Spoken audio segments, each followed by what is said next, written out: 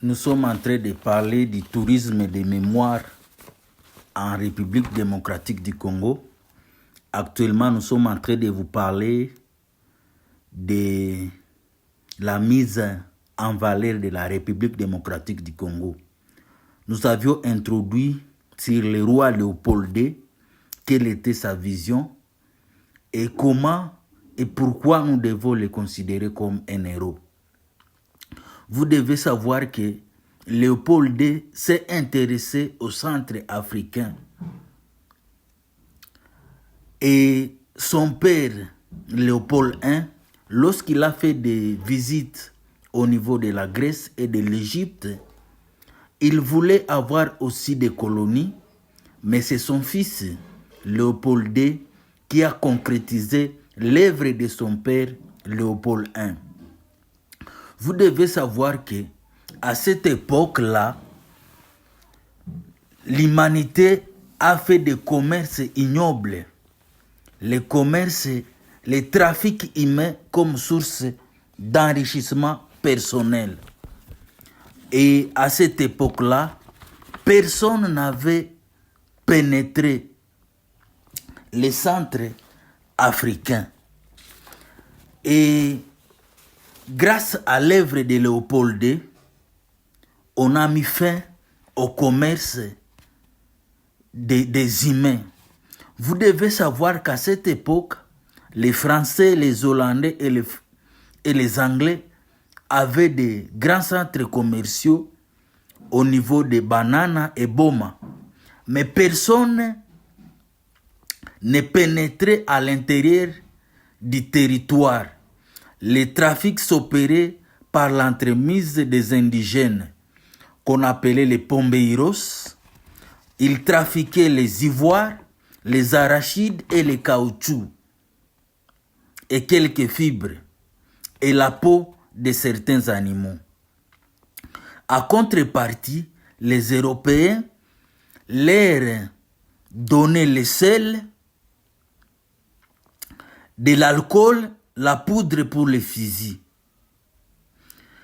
Et ces pratiques-là, c'était fait par les membres de la famille de leur propre tribu. Parce que ce commerce était nuisible aux populations indigènes. Parce que la population était forcée, on les achète pour aller les vendre en Arabie, en Asie et même en Europe.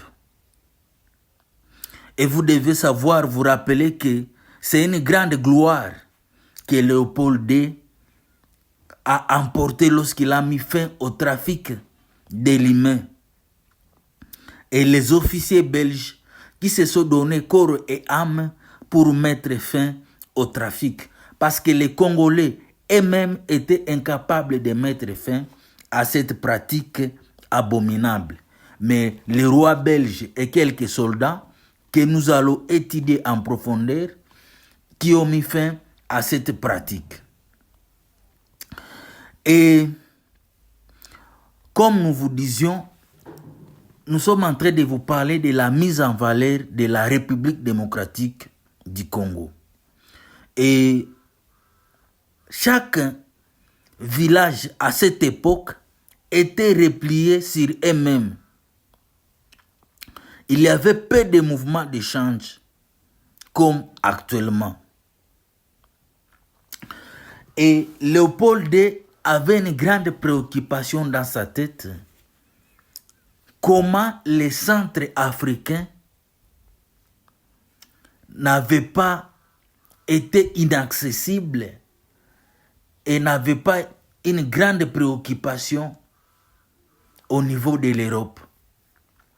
C'est vrai, nous vous avions dit qu'il voulait acheter des terres au niveau de l'Asie, au niveau de l'Égypte, au niveau de l'Europe, parce que la Belgique, c'est un petit pays en superficie, mais ce n'est pas à dire que c'est petit par rapport à d'autres grandes nations comme la République démocratique du Congo. Il pensait à la génération future, comment il pouvait avoir aussi des terres en dehors de l'Europe, en dehors de la Belgique. C'est pourquoi il a, avec son ami, ses collaborateurs,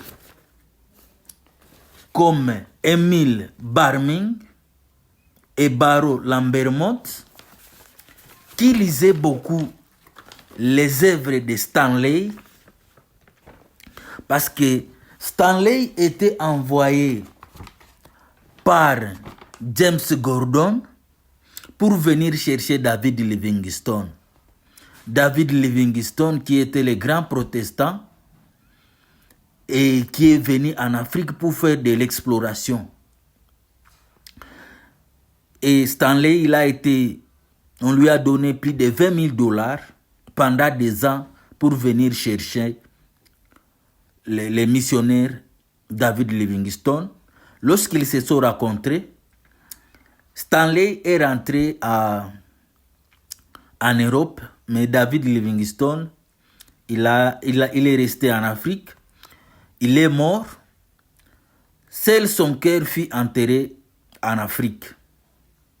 Et pendant les prières de David Livingstone, c'était que les Européens, les Américains, que quelqu'un de bonne volonté puisse mettre fin à la traite des Noirs.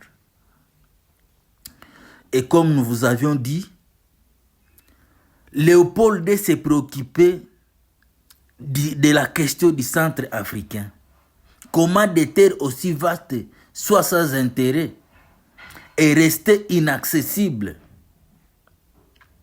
Même les gouvernements, les parlements belges avaient été sceptiques par rapport à des questions qu'il s'est posées. C'est pourquoi il a lui-même entrepris et il a réussi grâce aux braves hommes et habits qui avaient un dévouement sans borne. Et lorsque Stanley est rentré en Europe, on lui a donné encore l'autre mission de connaître les sources du Nil. Parce que David Livingstone est mort sans résoudre la question épineuse des sources du Nil qui préoccupait les scientifiques de l'Europe de cette époque-là pour connaître les sources du Nil. C'est pourquoi lorsque Stanley a fait à travers les continents mystérieux l'œuvre qui lui a donné une très grande gloire, cette œuvre a été lue par les collaborateurs de Léopold II, Baro Lambermont, Émile Barming. C'était des hommes calmes, prudents, diplomates, habillés, et qui sont allés voir Stanley pour lui proposer s'il pouvait travailler au compte du roi Léopold II. Et Stanley, qui était anglais et américain, il a d'abord proposé les deals aux Anglais et aux Américains pour leur montrer des potentiels qui se trouvaient au centre africain, mais ces gens-là ont été sceptiques. Et c'est pourquoi il a travaillé avec Léopold II, qui avait une grande vision par rapport au centre africain. Avec lui, on avait créé l'Association internationale pour l'exploration et la civilisation en Afrique.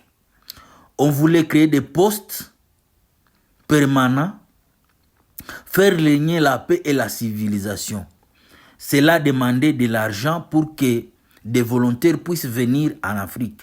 C'est pourquoi lui-même, le roi lui-même, a entrepris avec son argent personnel pour voir comment il peut mettre en valeur la République démocratique du Congo. Alors pourquoi nous vous disions ça par rapport à nous actuellement? Qu'est-ce que nous pouvons transformer cette histoire en tourisme de mémoire en République démocratique du Congo?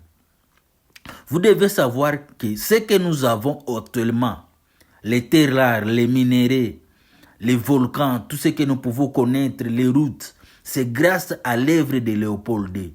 Sans Léopold II, nous ne pouvons pas avoir cette fierté que nous avons actuellement en République démocratique du Congo. Merci de nous avoir suivis. Rendez-vous dans nos prochaines vidéos.